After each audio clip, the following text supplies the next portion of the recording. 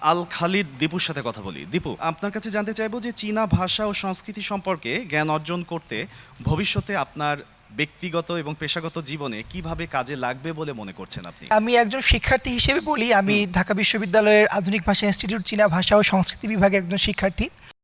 এই সফরটা আমার জন্য অনেক তাৎপর্যপূর্ণ ছিল এবং শিক্ষণীয় ছিল। আপনি যদি আমার ভবিষ্যৎ পরিকল্পনা নিয়ে বলতে চাই বা বাংলাদেশের প্রেক্ষিতেও বলি, বর্তমানে আধুনিক বিশ্ব গড়তে হলে আমাদের অবশ্যই বহির্বিশ্বের সাথে অনেক ভালো যোগাযোগ রাখা উচিত এবং চীন আমাদের অন্যতম একটি বন্ধু রাষ্ট্র। তো সেদিক দিয়ে আমার মতে যখন আমরা চীনা ভাষাটা শিখছি, ম্যাম যেমন বললেন যে চীনা ভাষা বা যে কোনো দেশের ভাষা শেখা শুধুমাত্র ভাষা শেখা না, এই ভাষা শেখার মাধ্যমে আমরা তাদের সংস্কৃতিতে প্রবেশের একটা লাইসেন্স পাই বা তাদের সংস্কৃতিতে প্রবেশের একটা অধিকার পাই।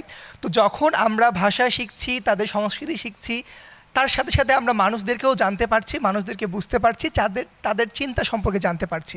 তাহলে কি আমরা বলতে পারি দীপু যে এই যে এবারে চীন সফর করার পরে চীনা ভাষা শেখার প্রতি আপনার ভালোবাসা অনেকখানি বেড়ে গেল? অনেক উপরের লেভেলে চলে গেছে আমার আগ্রহ বা আমার ভালোবাসাটা।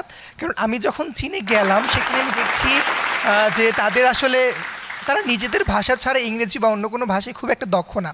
তো আমি যেহেতু চীনা ভাষায় অনার্স করছি, সেজন্য অবশ্যই এটা আমার শেখা উচিত একজন শিক্ষার্থী জায়গা থেকে। তারপরেও আমরা শিক্ষার্থীরা কিছুটা ফাঁকিবাজ থাকি, আমরা পড়াশোনা খুব একটা করতে চাই না।